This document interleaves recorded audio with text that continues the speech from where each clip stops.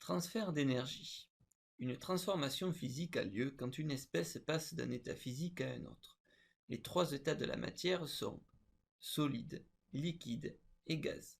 Entre ces trois états, il existe 6 changements d'état déjà étudiés au collège et dont les noms sont rappelés ici. Par exemple, le passage de l'état solide à l'état liquide s'appelle fusion, le solide fond. Le morceau de gallium dont la température de fusion est de 29 degrés Celsius fond dans la main. Étudions maintenant les effets thermiques liés à ces changements d'état.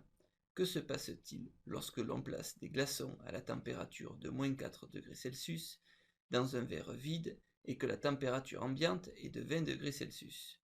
On constate que le verre devient froid et que la glace fond. Le verre et l'atmosphère ont transféré de l'énergie aux glaçons qui se sont réchauffés. La température T1 augmente, la température T2 diminue. À l'équilibre, les températures du verre et de l'eau sont identiques. Notons Q, l'énergie transférée lors d'un changement d'état.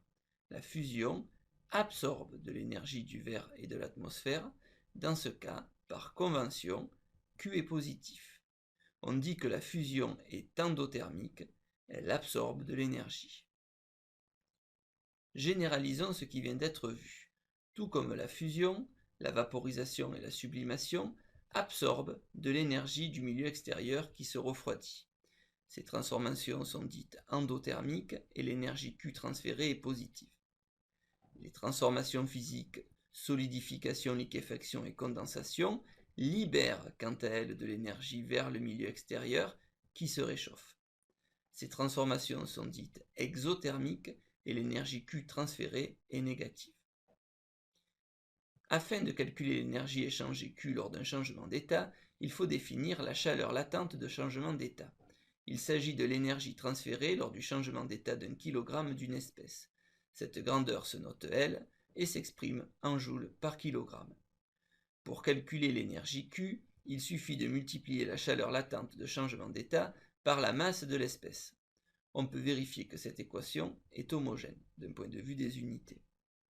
Voici, pour exemple, la valeur de la chaleur latente de vaporisation de l'eau, 2220 kJ par kilogramme. Pour calculer la chaleur absorbée par la vaporisation de 2 kg d'eau, il suffit de multiplier L par 2 et on obtient Q égale 4440 kJ. Notons que Q est positif car la vaporisation est endothermique. Retenons donc qu'une transformation physique a lieu quand une espèce passe d'un état physique à un autre. Voici les trois états de la matière. Les transformations physiques fusion, vaporisation et sublimation absorbent de l'énergie du milieu extérieur qui se refroidit. Les transformations physiques solidification, liquéfaction et condensation cèdent de l'énergie au milieu extérieur qui se réchauffe.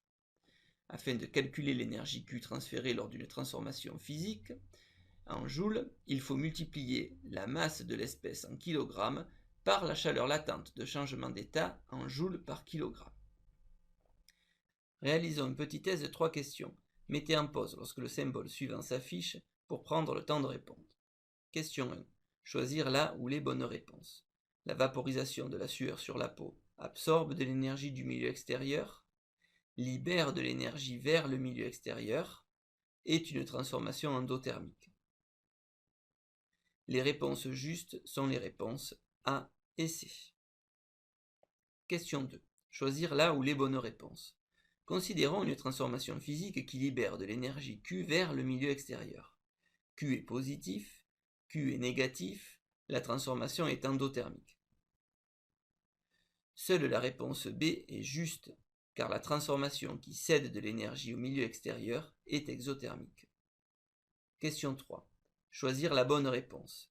L'énergie Q mise en jeu lors de la transformation physique d'une masse M d'espèces s'écrit Q égale M fois L, Q égale M sur L, Q égale L sur M.